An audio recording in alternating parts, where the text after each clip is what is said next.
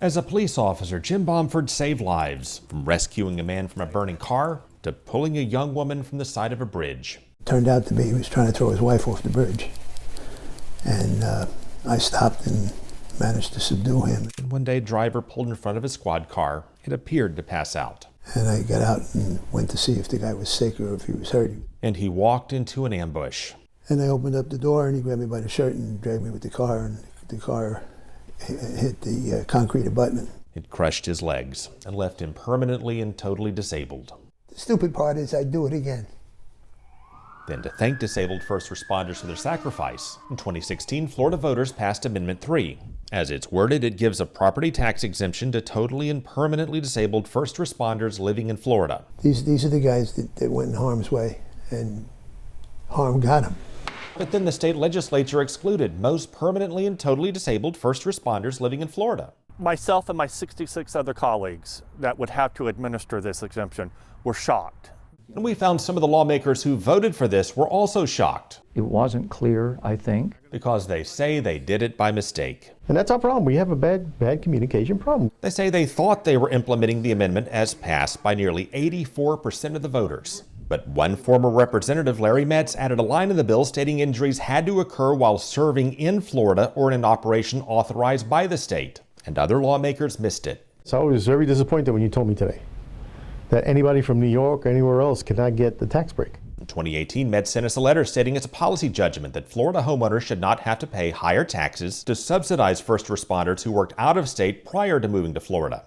It excludes longtime Florida residents like Jim Bomford because he was injured while serving in New York. Why'd she cover you with a sheet? We thought I was dead. It excludes former police officer Jim Bragg, who was in South Carolina when a driver smashed into his police motorcycle, causing brain damage. And I forget where I'm going or why, what I'm looking for, that type of stuff. And it excludes this undercover officer who infiltrated drug cartels and the mafia in Florida by posing as a hitman. I had a shovel that we dug the grave with in the back. And when I raised it, she looked up at me. You always remember the faces because they don't know you're a cop when you're there. They think that's the end of their lives. For years, he took gangsters and drug dealers off the streets of Florida, but he's disqualified from the tax break because he was disabled while serving New York after the September 11th attacks. I have 6 bypasses right now and 3 stents because of that. He shoveled debris from Ground Zero to the landfills, and the toxins made him sick. It's like the saying was they threw us under the bus. That's the way I looked at it. And that's how the legislature made most permanently and totally disabled first responders living in Florida ineligible. This was a kind of a kick in the teeth. Step 1, vote on the bill. Step 2, read the bill. And then step 3, say, uh-oh, what have we done? You know, I don't know how you vote intelligently on something without having at least having the concept. When we first reported on this, Democratic State Representative Adam Hattersley couldn't believe it. I was frankly shocked. He and Republican Senator David Simmons sponsored a bill to lift the exclusion. And it really seems like in a state that says that they want to take care of their first responders, this should be a no-brainer.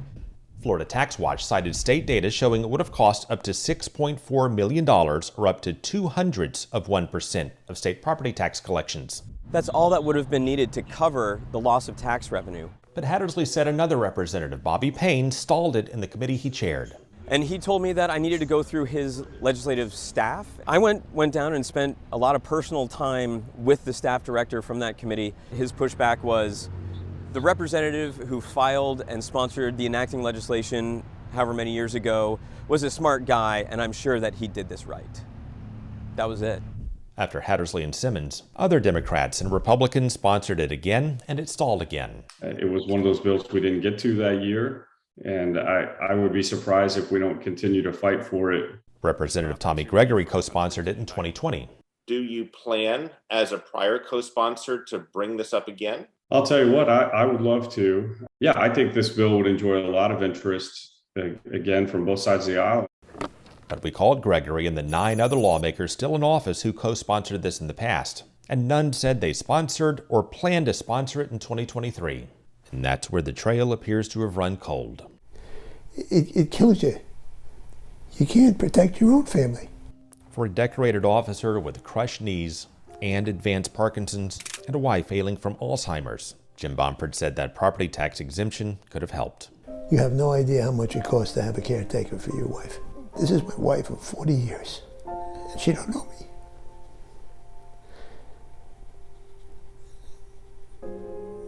And sometimes I feel I let her down because I did what I did. I got myself in harm's way.